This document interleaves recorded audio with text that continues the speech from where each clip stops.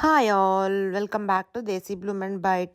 మన బ్యాక్యార్డ్లో వచ్చిన బీరకాయలను అయితే నేను ఈ విధంగా ఈరోజు ఫ్రీజ్ చేసుకుంటున్నాను. ఎలా చేసుకుంటాను అనేది అయితే కంప్లీట్గా ఈ వీడియోలో చూసేయండి. ఫస్ట్ అయితే కాయలను వాష్ చేసేసుకుని మనం సన్నగా ఉంటుంది కదా లైన్ లాగా అది మాత్రం రిమూవ్ చేసేసుకుంటున్నాను. వన్స్ అది రిమూవ్ చేసేసుకుని పీల్ చేసేసి మిగిలిన పైన పీల్ అంతా కూడా మళ్ళీ సపరేట్గా అయితే చేసుకుంటాను. దెన్ ఆ పీల్ అయితే మనం కుకింగ్కి వాడుకోవచ్చు. మళ్ళీ ఇదిగోండి ఇప్పుడు పీల్ చేస్తున్నాను కదా, ఇది చట్నీస్ అవి చేసుకోవచ్చు. సో నేనైతే ఈ విధంగా పీల్ చేసుకుని ఆ పీల్ కూడా చట్నీస్కి అది వాడుకుంటాను. దాన్ని కూడా ఫ్రీజ్ చేస్తాను. ఎలా అనేది కంప్లీట్గా అయితే చూసేయండి. మొత్తం కాయలన్నీ కూడా ఈ విధంగా అయితే పీల్ చేసేసుకున్నాను. నేను ఇప్పుడు చూపిస్తున్నాను కదా, ఇది ఒకటే మనం కుకింగ్కి వాడతాము అండ్ ఈ కాయలు వాడతాము. అండ్ ఇప్పుడు కాయలు అయితే ఫస్ట్ చూసేసుకుని మనకు కావాల్సిన సైజ్ అయితే సన్నగా స్లైసెస్ చేసుకోవాలి. స్లైసెస్ చేసుకుని సేమ్ నేను బీరకాయలు అయితే ఎప్పుడూ కూడా మనం కుక్ చేసుకుని మాత్రమే ఫ్రీజ్ చేసుకోవాలి. బికాజ్ నేను ఎక్స్పీరియన్స్ చేసి నేను చెప్తున్నాను. జస్ట్ నేను నార్మల్గా ఇలా సన్నగా స్లైసెస్ చేసేసుకొని ఫ్రీజ్ చేసి చూసాను.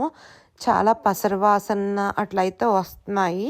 అలా అయితే మనం తినలేము, మొత్తం అన్నీ కూడా వేస్ట్ అయిపోతాయి కాబట్టి. సో మొత్తం అన్నీ కూడా నేను ఇలా పీల్ చేసుకుని స్లైసెస్ చేసుకుని మనకు కావాల్సిన సైజులో ఆ స్లైసెస్ని మళ్ళీ మనం ఒక 2 విజిల్స్ కానీ 3 విజిల్స్ కానీ పెట్టుకుంటే కుక్ అయిపోతుంది. కుక్ అయిపోయిన తర్వాత కంప్లీట్గా ఆరిపోయిన తర్వాత అయితే మనం ఫ్రీజ్ చేసుకోవచ్చు. అలా చేసుకుంటే కనుక మనకి ఇయర్ లాంగ్ ఉంటాయి. మనకి ఎప్పుడు కావాలి అంటే కనుక అప్పుడు మనం కుక్ చేసుకోవచ్చు. ఇదిగోండి ఈ విధంగా చాప్ చేసుకున్న తర్వాత ఇలా ఒక బౌల్లోకి అయితే వేసుకుని ఫస్ట్ కుక్కర్ తీసుకొని అందులో 2 కప్స్, ఈ కప్స్తో 2 కప్స్ వాటర్ వేసేసుకొని ఆ బౌల్ అందులో పెట్టేసుకుని నేను 3 విజిల్స్ అయితే పెట్టుకున్నాను.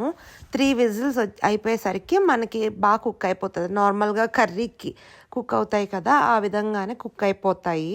కుక్ అయిపోయిన తర్వాత వాటిని అయితే ఒక దానిలో వేసుకొని కంప్లీట్గా ఆరిపోయే వరకు అయితే అలా ఉంచుకుంటాను. అలా ఉంచుకున్న తర్వాత మనం ఫ్రీజ్ చేసేసుకోవచ్చు ప్యాక్ చేసుకుని.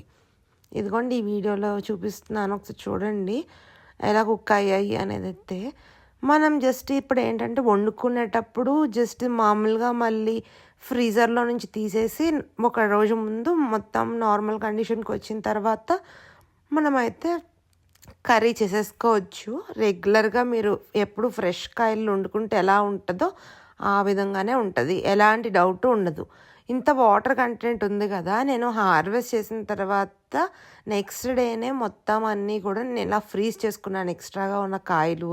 అలా చేసుకోవడం వల్ల ఏంటంటే మనకు ఆ ఫ్రెష్నెస్ పోదు. సో మనం ఈ ప్యాకెట్స్ మళ్ళీ ఫ్రీజర్ నుంచి తీసుకుని మనం కుక్ చేసుకున్నప్పుడు ఆ ఫ్రెష్నెస్ అయితే మనకు తెలుస్తుంది. టేస్ట్ అయితే చాలా చాలా బాగుంటుంది అండ్ నార్మల్గా ఉండే కాయలాగానే ఉంటుంది అనమాట. టేస్ట్ మనకి ఎలాంటి తేడా అయితే రాదు. అది మీరు కనుక బాయిల్ ఆర్ కుక్ చేసుకోకుండా పెడితే కనుక అసలు తినలేరు, మొత్తం పసరవాసన అయితే వస్తుంది. అండ్ ఇంక ఇప్పుడైతే పీల్తో అయితే చట్నీ చేసుకోవచ్చు అని చెప్పాను కదా, వాటిని కూడా నేను ఇలా బాయిల్ చేసుకుని తర్వాత చట్నీస్ అయితే చేసుకుంటాను. మనకి ఏదైనా కొంచెం పీచు వచ్చేసిన కాయ అయినా కానీ మనం ఇలా పెట్టేసుకోవచ్చు. అప్పుడు మనం చట్నీకి అయితే ఉపయోగపడతాయి. నేను ఇందులో కూడా కొంచెం లైక్ పీచు వచ్చేసిన కాయలు ఉన్నవి అదిగోండి మీకు చూస్తే పీసెస్ కనిపిస్తున్నాయి కదా, అవి కొంచెం పీచు వచ్చిన కాయలు, వాటిని కూడా నేనైతే ఇలా 3 విజిల్స్ పెట్టుకొని కుక్ చేసేసుకున్నాను.